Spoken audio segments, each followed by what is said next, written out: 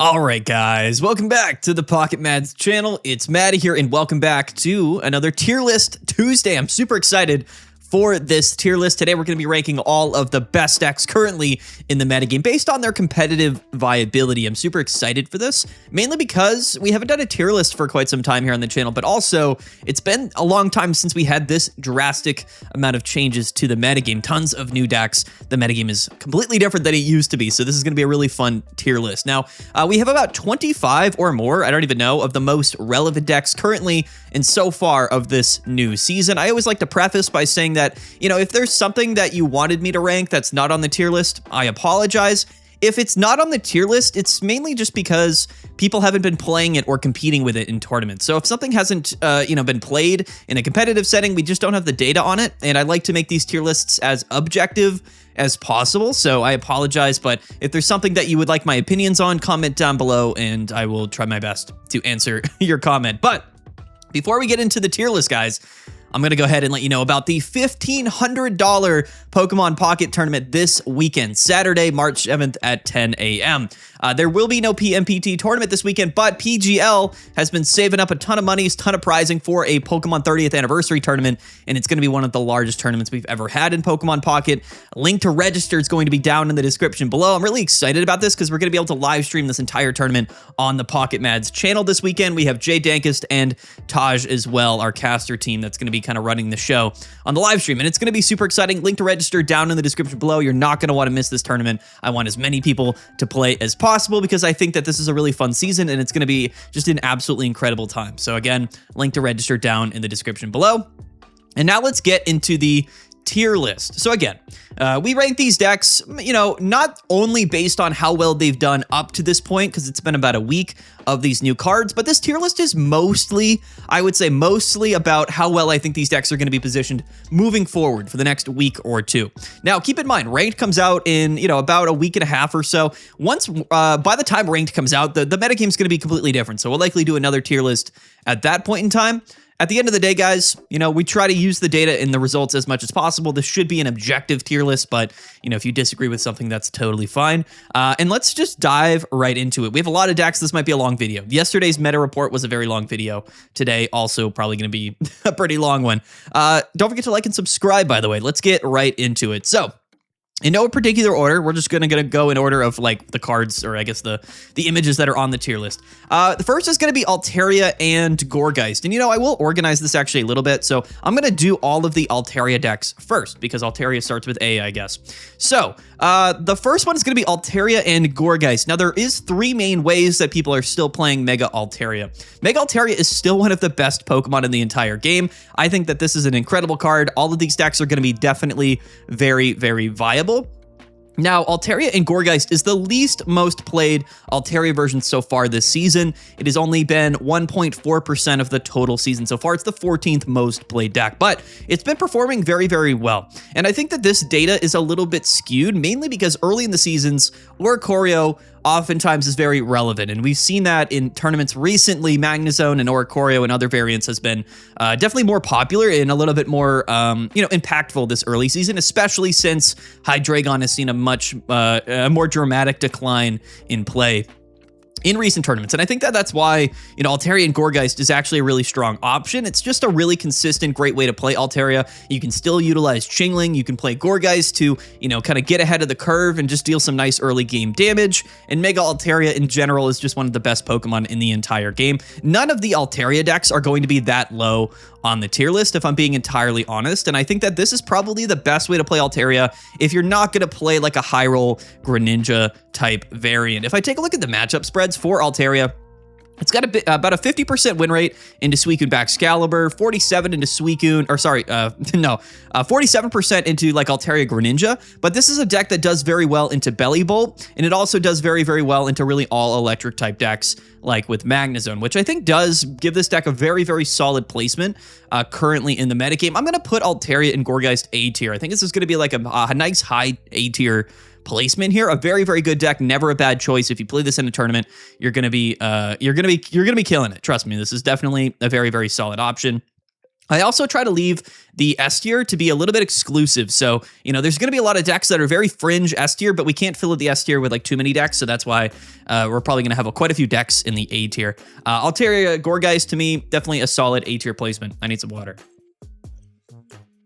No edits in these tier list videos. We just press record and we go for quite some time. Next up on the tier list is going to be just Altaria and Chingling, which is a very similar deck. This deck oftentimes does play Altaria and Chingling, of course, as most Altaria decks do. However, it's going to be playing things like Jirachi or Tapu Lele or Klefki and other kind of tech cards that I think are, a little bit more toolkit type cards, right? The main damaging output of this deck is always going to be Altaria. And that does kind of make it a little bit, less overall powerful into the wider variety of the metagame. I really like Altaria Chingling just because I think it's very straightforward. It has won a couple of tournaments this season. Its win rate is a little bit lower. It's about 50%. And if we take a look at its matchup spreads, again, about 50-50 into Suicune Baxcalibur, 50-50 into Hydreigon and Absol, 50-50 into Altaria and Greninja, and about 50% into Bellibolt as well. Now, the main downside to this deck in particular is that it just loses to Oricorio. And that, to me, honestly, is a really big deal early in the season. And if I had to guess, I would say that this season, in particular, we're going to see a little bit more Oricorio than we would in previous seasons because we're going to see less Hydreigon. And that to me is a pretty big deal. And that's actually why I think this deck should go below the Gourgeist version. That's just my honest opinion. Now, I don't know if I really want to go out and just sort of put this deck in the B tier because that feels a little bit low for Altaria and Chingling. But again, when we consider the win rate, it's the lowest Altaria win rate. It's the 9th most played deck so far this season. And to be honest, if I'm going to be playing a non-Greninja version of Altaria, I would rather play the Gourgeist version and not have to just lose to Oricorio, which again is going to be very, very common this season, in my opinion.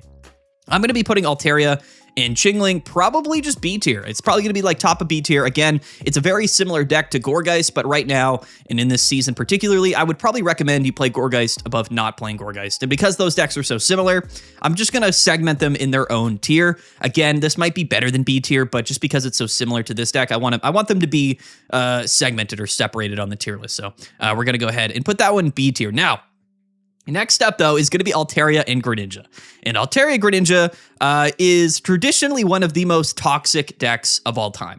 Now, whether you're playing Meowth instead of Chingling or you're playing Chingling instead of Meowth, this is an absolutely incredible deck, and it's still one of the best decks in the entire game. The second most played deck so far this season at 10% meta share and almost a 54% win rate. That is the highest among any deck on the ladder here on the tier list that is seeing a considerable amount of play. That's not like an Oricorio deck, right? So very interesting stuff here.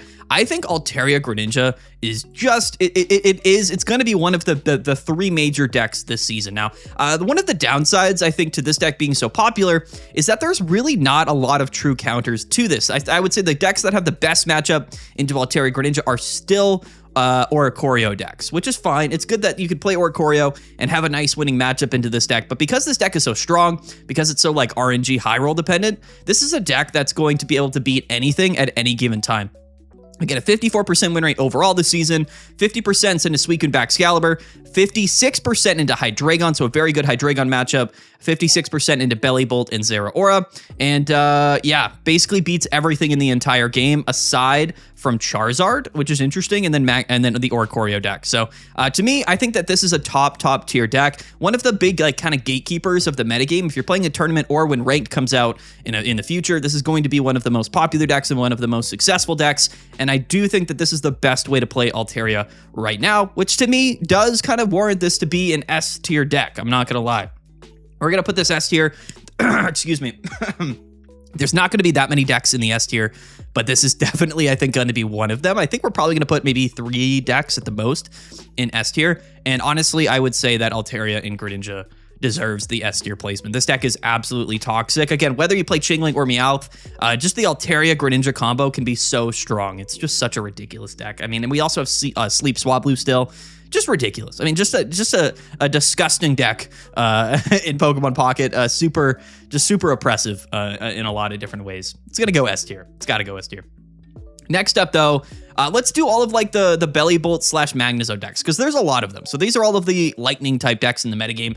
These are all different, but they share a lot of similarities. So, we're going to put up images on the screen while we talk about these decks, but it's important to understand like the minute differences of these lists and how they differ and why they're different. So I need more water, by the way. Very thirsty this morning. I apologize for that. First up is going to be Magnezone Bellibolt. Now, this is going to be probably the more confusing one. Oh, what just happened? Sorry, I accidentally pressed a key on my keyboard. All right, this is going to be one of the more confusing things on the tier list, mainly because there's two different Magnezone Bellibolt variants that you'll see on the Limitless sort of metagame page. The way that they're different is because if you're playing double Bellibolt lineup and double Magnezone lineup, the deck is, in my mind, just a lot worse. I think that Bellibolt is a really, really good card, and you could play it with Oricorio or Magnezone or Zeraora, but you're either entirely focused on Bellibolt as the main Pokemon, or it's just sort of a one-of option to kind of finish games. So even though we only have one image for Magnezone Bellibolt, this is going to be the version that plays just a normal Magnezone Oricorio deck, playing a 2-2 lineup of Magnezone, one Oricorio, and then a 1-1 Bellibolt, right? So that's the list that we're going to be talking about here, which in my mind is actually probably the best way to play Bellibolt right now. However, it's not really a Bellibolt deck. This is really just Magnezone Oricorio with one Bellibolt thrown in, which, to be fair, I think does make this deck very, very good. However, the data is probably skewed a little bit. And I say a little bit mainly just because Oricorio, again, very popular, very prevalent early in the season. So, excuse me. We're condensing both of these into one archetype, but that's because one is clearly better than the other. So if you're going to play Magnezone and Oricorio together, Bellibolt together, this is the list that I would play. Now, this deck list is phenomenal. Because we're playing Magnezone and Oricorio, it improves our matchups pretty dramatically into things like Altaria and even Suicune and Qianpao, which is really, really important. The 1-1 Bellibolt doesn't make this deck that much less consistent. It's not replacing a lot of super critical cards in the deck, but it does give you the ability to bring in, at the end of the game, 160 HP Pokemon that can hit for 140 damage, which is a very, very, very big deal in my honest opinion. So Magnezone Oricorio, but with Bellibolt is what we're calling this. I know it's a bit confusing. This deck list and this archetype in particular, I think has to go S tier. I really do. I think that this is a flat out S tier deck. I think that, maybe the Bellibolt Zeraora version becomes a little bit more prominent as the season goes on if Oricorio gets counterplayed a little bit. But overall, I mean, just taking a look at the results so far this season, this has to be very high up on the tier list. All right, now the next deck we're going to talk about is Bellibolt, but this is going to be the other way people are playing Bellibolt. Actually, the more common way that people are playing Bellibolt, which is going to be with Zeraora. I think that this is the best way to play a deck completely centered around Bellibolt. The main issue I think a lot of these Bellibolt decks are having right now is sort of the prize math. When you're playing Bellibolt, it's a really, really strong Pokemon, but it's a 2-prize Pokemon. So it's kind of not quite a mega Pokemon, so you can play it with like other single prize Pokemon, and it's got a ton of HP, but it's obviously not a single prize Pokemon. So it's in the middle and it's a little bit awkward. But when we're playing double Bellibolt, that's the whole concept of the deck, is you want your opponent to have to go through 2 Bellibolts to win the game. And I think that the Zeraora version is the best way to do that without kind of really bogging down your deck with like a ton of other Pokemon that might be kind of the focal point of your deck. And that's why, when we're playing Magnezone with Bellibolt, we don't really want to have double Bellibolts. We want your opponent to go, single prize Pokemon, and then finish with the Bellibolt. You never want your opponent to kind of be able to just kind of go through a Zeraora or like your Magnemite or whatever really quickly early in the game, and then only have a Bellibolt to rely on, right? Because the prize math just doesn't really work out. So this Bellibolt version, I think, is the best way to be able to kind of build a deck solely around Bellibolt, but it does have its issues. Mainly the issues are, I don't think many people necessarily know the best way to play this. Some people are playing like X-Speed, some people are playing E-Switch. Do we play Rocky Helmet? Do we play the Stadium? Do we play, double electric generators? Do we play Heavy Helmet? There's so many questions about this deck list in particular. I just don't think there's been a completely agreed upon deck list yet for Bellibolt Zeraora, but I do think that this is still a phenomenal deck list.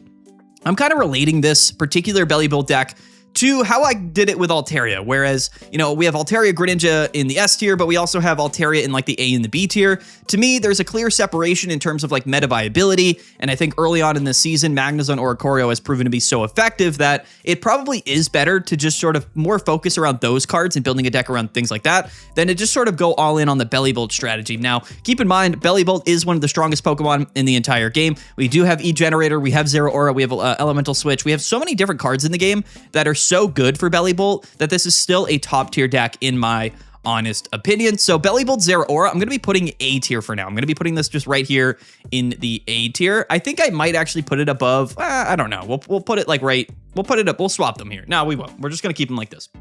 I don't like to focus too much on the order of the decks here in the tier list, but I do think that it's definitely going to be like a high A tier deck right now. One of the strongest decks in the entire game, quite frankly.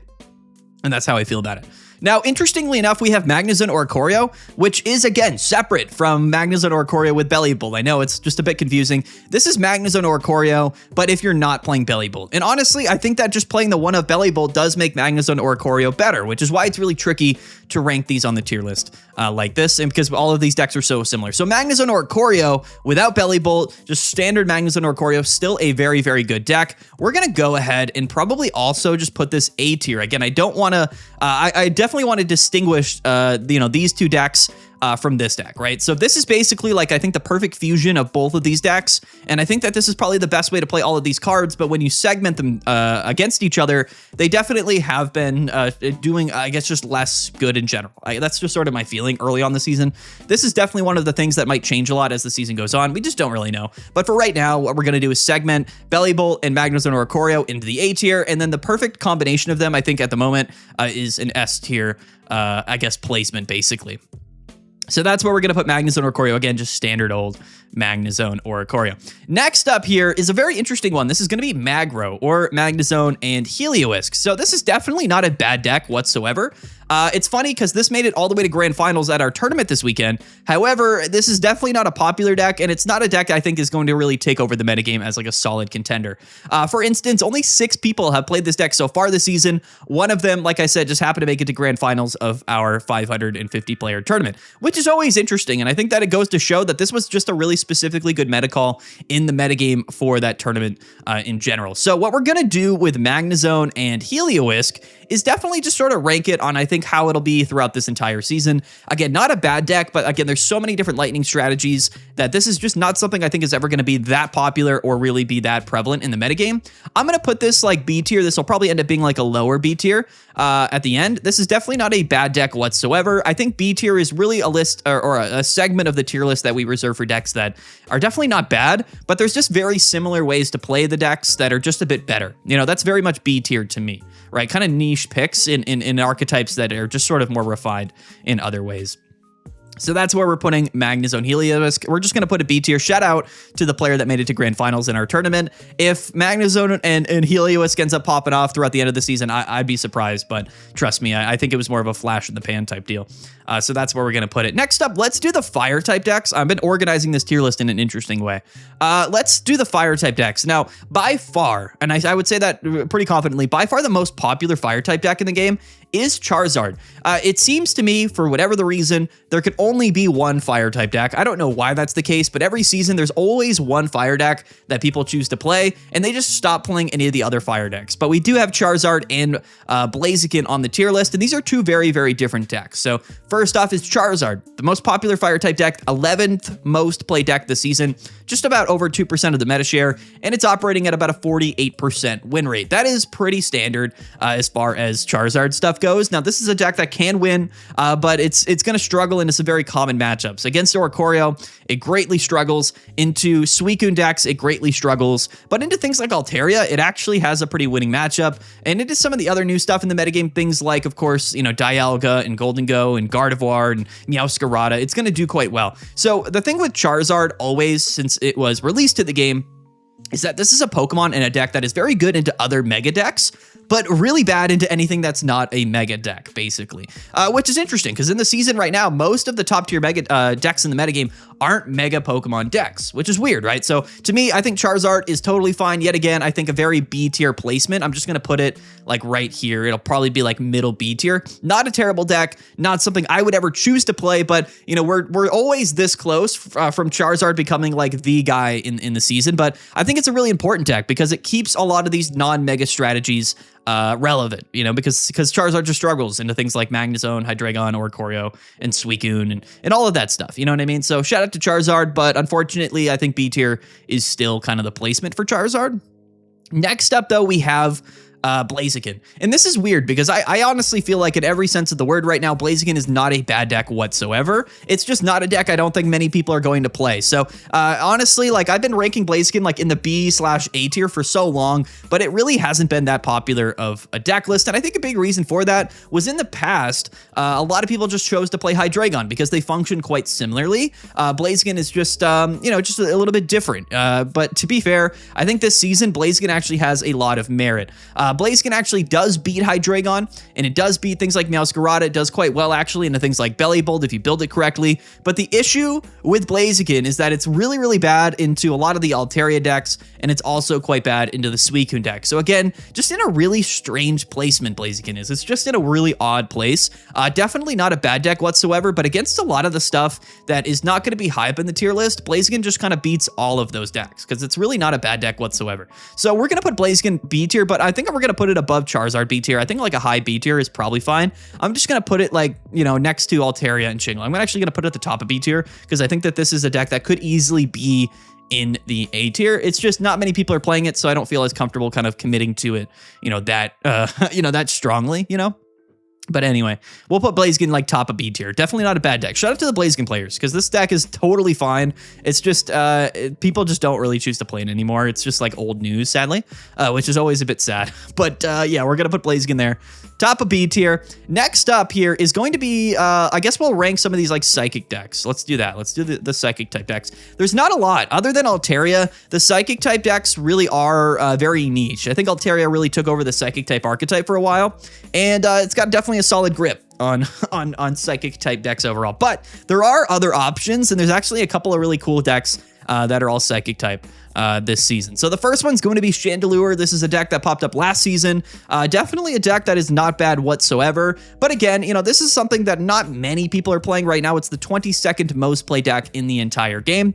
And keep in mind, guys, that this is something that it never has like an incredible win rate, but you always kind of see it sneak into placement sometimes in some smaller tournaments. Definitely not a bad deck whatsoever. Meowth is absolutely insane. It's just one of the most ridiculous cards ever printed. Sometimes you can never, ever, ever throughout an entire game deal any damage to Meowth, which is so toxic. Chandelure does really rely, I would say, on the protective poncho, because without poncho, the whole deck just falls apart because your opponent can just target the Chandelure. Now, as we do know, there is Suicune and Greninja, but there's also Suicune Xianpao, which are playing Guzma, which definitely, I think, makes this deck feel just less good in general. And I feel pretty strongly about that. This deck has a 47% win rate so far this season. Nothing terrible, but not something I would really consider to be, like top tier. And it's okay. It's okay when decks aren't top tier. I'm going to put this B tier. I'm going to put it just like right here, like middle B tier, which I think is totally fine. Again, any decks that are B tier are totally good decks, right? In the grand scheme of Pokemon Pocket, any deck that we're talking about on this tier list will easily get you to Master Ball tier. We're really kind of, picking at straws at the very, very top, or we're nitpicking, right? So when we're talking about the top 20 decks in the entire game, some decks, unfortunately, just have to go B tier. That's just the reality of it, right? So Chandelure, Meowth, it's going to go B tier. Totally cool. Totally fine. We love it. We love the deck. Next up is also one of my most interesting, or one of the most interesting decks in the entire game, which is Houndstone and Gourgiest.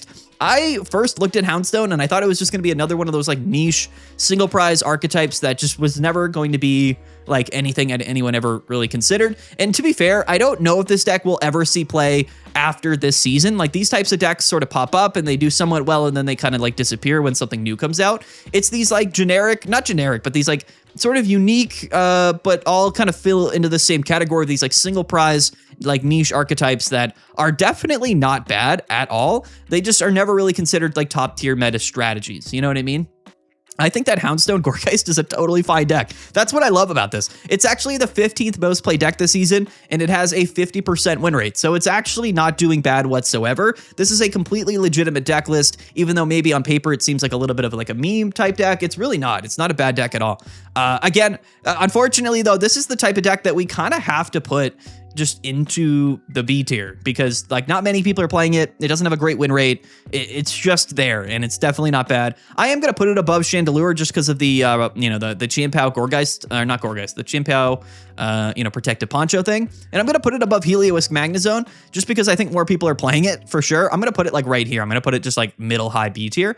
A lot of decks are going to be in the B tier, but that's the reality of it's a bell curve. You know what I mean? It's going to be a bell curve. That's how it goes. You know, if a deck's on the tier list, you know, there's a good chance it's going to be like in the middle of the tier. We need more water. What's up next? It's Gardevoir. Yeah, and shout out to Gardevoir. I think Gardevoir right now is as good as it probably ever will be or has been. And it's definitely not a bad deck at all. Again, really funny. Made it all the way to grand finals at our tournament. It is the 20th most played deck. Most performances of this deck have not been good. So I think that, again, this season or this past tournament that we had was definitely a very unique scenario. With Lucky Ice Pop banned, I think that Gardevoir was a lot better. Less people playing Hydreigon, it was a lot better. So I don't want that one result to really skew our interpretation of Gardevoir. Lucky Ice Pop kind of brings a lot of Pokemon out of 2-hit KO range for Mega Gardevoir, and unfortunately, you know, Hydreigon still just kind of beats this deck pretty easily. So, you know, what we're gonna do with Gardevoir is, I think, just rank it maybe independently from its result this weekend, making it to grand finals. And I also think that Gardevoir is, again, a totally fine deck. We're gonna just kind of slap it right here into the B tier. Middle B tier is probably totally fine. Not a bad deck whatsoever, just not something I would really consider you play if you're looking to climb to the very top of Master Ball tier or win a tournament, you know, like other than an Ice Pop band tournament, I suppose. So there it is. Again, not a bad deck. Gardevoir is a totally fine deck. It's just, you know, it's lacking in so many different categories, and at the same time, some of the things in the metagame just absolutely wipe it off like the face of the earth. So unfortunately, I think B tier is probably a fine place to put it. Next up, let's do Gholdengo. Let's do it. So the thing about Gholdengo is that there's two ways people are playing it. And interestingly enough, both of them are pretty similarly the exact same percentage of play rate this season. So there's Gholdengo and Dialga EX, and then there's Gholdengo and Orthworm. Both are totally fine decks, very respective decks, but also not very great. Like, it's hard to, I know people are going to be upset about Gholdengo, and they're going to be like, what about Dialga? If Dialga was on the tier list, it would go D tier, like flat out. This would be just a D tier deck. In fact, Gholdengo and Orthworm also might find its way to D tier, because when I take a look at the average win rates of basically all of the decks on the tier list here, this is, I think it's the lowest, in fact. This might be the lowest. So unfortunately, Gholdengo is not a bad deck in the overall scope of Pokemon Pocket, but when we're talking about metagame relevance, it's just really difficult to put Gholdengo above any of the other decks that we have on the tier list. So for reference, Gholdengo and Dialga, the 12th most played deck, has a 38% win rate. That's the very lowest. And then Gholdengo Orthworm has a 42% win rate, which I think is the second lowest, quite frankly. So I know that's disappointing for some people.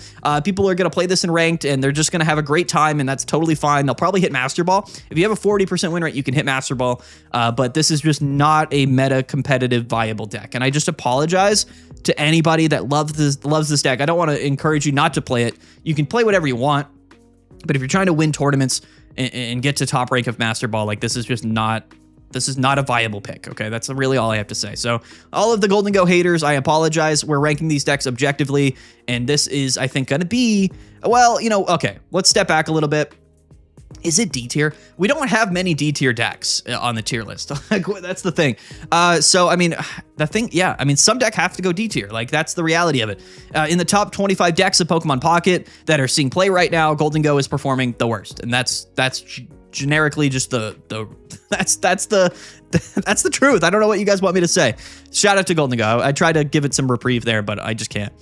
Similarly, we have Meowscarada, which is quite unfortunate in a lot of ways. I think that Meowscarada is super cool and a really fun Pokemon, and I also don't think it's a bad Pokemon, but unfortunately, Meowscarada has very much some great matchups and some very much really bad matchups. So just the nature of a deck like this means that that's kind of what we're going to be looking at, right? So Meowscarada does really well into Hydreigon. That's awesome. It also does really well into Suicune and Greninja. So if you put Meowscarada directly into last season, I think it would be very viable, and it would be a really awesome deck. Unfortunately, Hydreigon's seeing a lot less play because of Suicune Baxcalibur, and of course, Suicune and Greninja is seeing virtually no play because of Suicune and Baxcalibur. Spoiler alert, Meowscarada loses to Suicune and Baxcalibur. So it's like, it's one of those weird things where, you know, based around what we had in the knowledge we had of last season, Meowscarada would have been incredible, but alongside Bellibolt, alongside Qianpao and Baxcalibur, just this season so far has turned out in a very uniquely bad place to be playing Meowscarada, which is so weird. Such a weird outcome, but that's the reality of it. Gonna lose hard to all of the fire type decks. It doesn't like Bellibolt, doesn't love Altaria, does not like Suicune and Qianpao. So if you're not playing Hydreigon and if you're not playing Suicune and Greninja, this is just not a deck that you want to play. And it's crazy because the two matchups that would be the most relevant for this deck last season are no longer that relevant in this new metagame, which is crazy. Absolutely crazy. So again, moving forward, I'm assuming Hydreigon will dip in play, and I'm assuming that Suicune and Greninja will dip in play, which means that Meowscarada just isn't a good choice. And its win rate this season has reflected that. It has a 42% win rate, basically right there with Gholdengo and Orthworm. It's got to go D tier. I'm going to put it above Gholdengo, though, because it actually does have relevant winning matchups. Those matchups just are becoming less relevant this season, which is crazy. So a very unique scenario. People are going to just watch this video, see the tier list, and say, oh, Meowscarada sucks. It really doesn't. It's actually specifically really good into the two best decks of the previous season. Those decks just aren't seeing play anymore. So it's such a weird scenario, but that's what's going on. That's what's happening. So shout out to Meowscarada. Meowscarada died for our sins, right? It really did. It's a sacrificial piece here in a greater scheme of things, I guess. I don't really know. Anyway, there it is. There's Meowscarada and Gholdengo. Unfortunately, going D tier. They just don't have a place. They just don't have a place in the metagame, which is tough.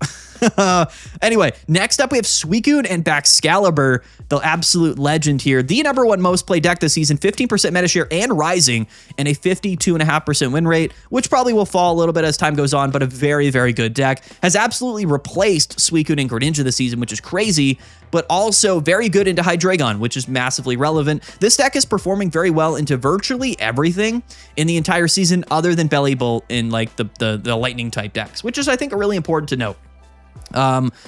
Anyway, this is a really good deck. Now, it's weird because I think that this deck list is like the pub stomper, the gatekeeper of this season, but it's going to struggle into like Altaria Greninja. It's going to struggle into Bellibolt. It's going to struggle into Magnezone. So, you know, kind of losing to like every other top archetype in the game. People are going to be confused why we would put it S tier, but you got to understand this is controlling the meta. The reason the decks below it on the tier list here are relevant is because of their matchups probably into this deck. So this is why this is the driver here. This is in the driver's seat. This is the most played deck. You're either playing this deck or you're playing something that is good against this deck. It is controlling the metagame. We see this every season. It is the driver. It is what is the metagame is going to be focal pointed around. It's going to be centered. It's going to be the center of the metagame. I don't know how else to describe it. People get confused about that sometimes because like this is going to go top of S. This is the S tier deck. But again, loses to this, loses to this, loses to this, loses to this. So like, why is it above those decks? Because that's how it works. You know what I mean? Like we can't, like that's the reality here. It hard beats everything other than the decks that are also high up on the tier list, which is why it's the #1 deck. So that might be confusing to people. I always have to explain that. It's just the reality of it. These are the 3 decks I think that are going to run away with the season, but we'll have to see. Next up is going to be Suicune and Greninja, which, yeah, you know, again, unfortunately, this is not a bad deck at all. It's just, you know, it's not it. You know, you're losing to Bellibolt. There's a new version that's just better. And also, like, Altaria with Chingling just kind of beats you. So, Suicune and Greninja, in my mind, is on the out. It's on the out. I don't think it's a terrible deck, so it's hard for us to, like, rank it super low. But we have to put it on the tier list for perspective. And I think this is going to be our first C tier placement, quite frankly. I think that Suicune and Greninja has been replaced. It's been replaced, which is kind of crazy because this was such a significant deck in the metagame for so long, but we're at a point now where things are changing. And again, this is relevant changes to the metagame. Suicune and Greninja here, again, just on the out. It really is. It's been replaced. It's been replaced. And as we did this with other decks, you know, if there's a similar deck that's just better, you know, we have to rank it respectively. Catch this, the 7th most played deck so far this season on a drastic decline. A week from now, that'll be way lower, and it has a 45% win rate. That's crazy. Absolutely insane. Suicune going C tier. That's right, C tier, Suicune and Greninja. Who thought? Not me, but that's how crazy this season's been.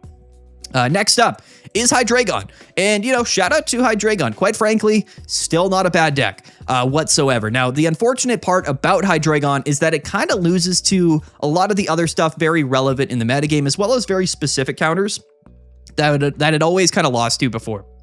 By that, I mean like Meowscarada, it kind of loses to.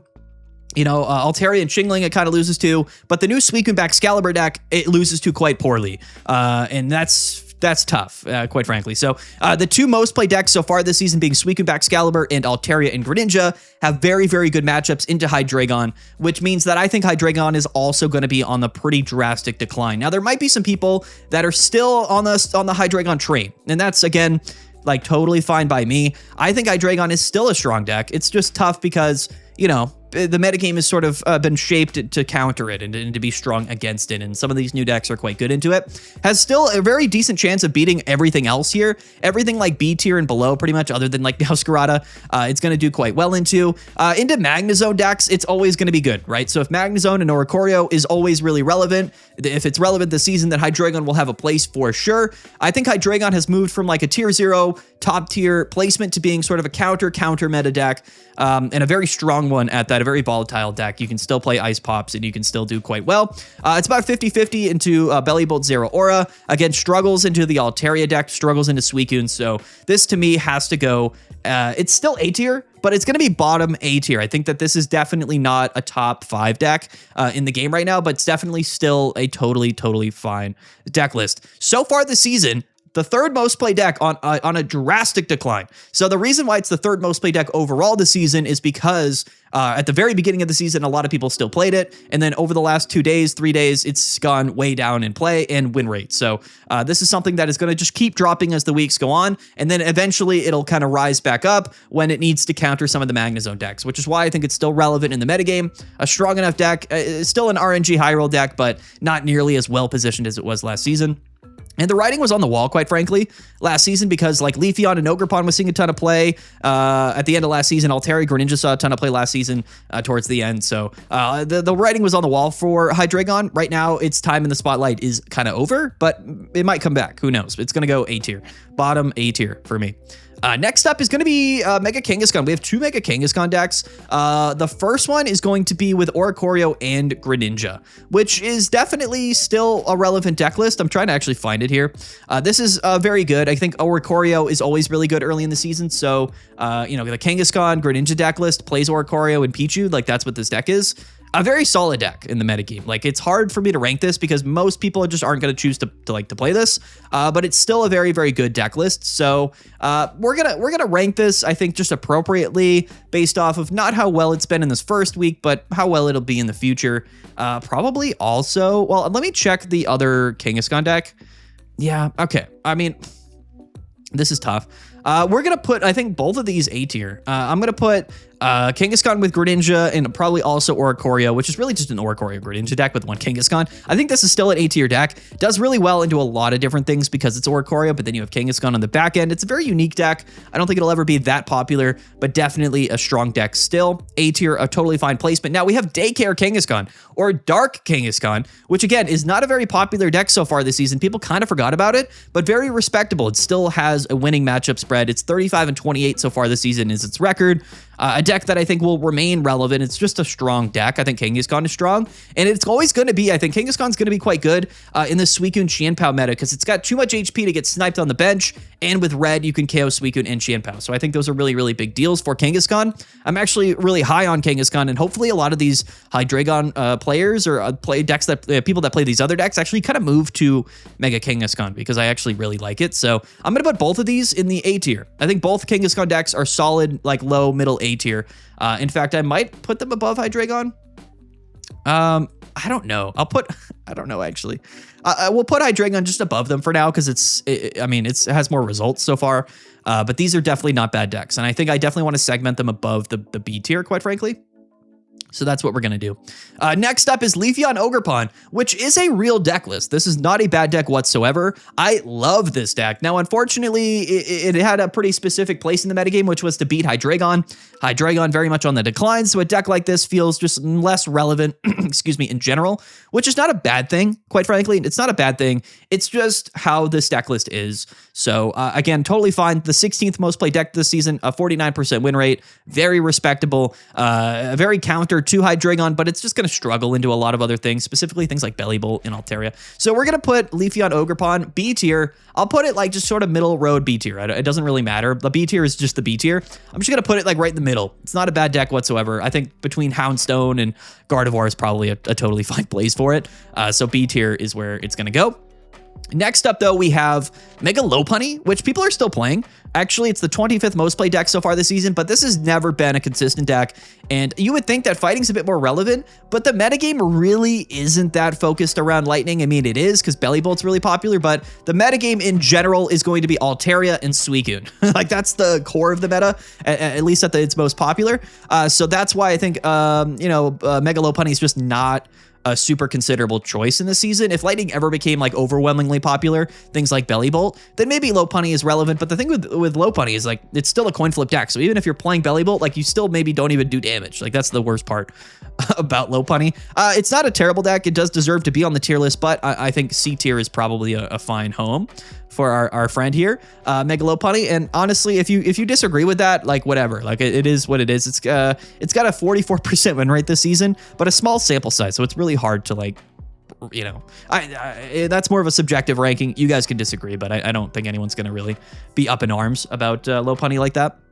And then next up is Dark Greninja, which is, again, a very underrated deck, a very solid deck list. I don't know if that many people are going to choose to play this, but honestly, I think B tier is a great place for this deck. I think this is very solid.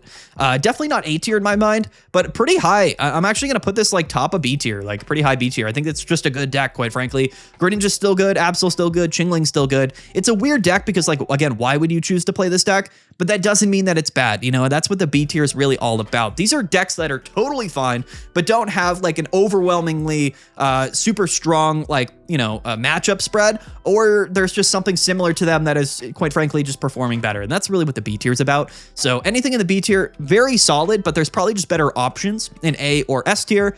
Anything C tier, it's just sort of like, why? You know what I mean? It's just like, they're really not great decks at all, but not D tier material. The D tier decks, unfortunately, there's really no reason to play these decks other than if you want to.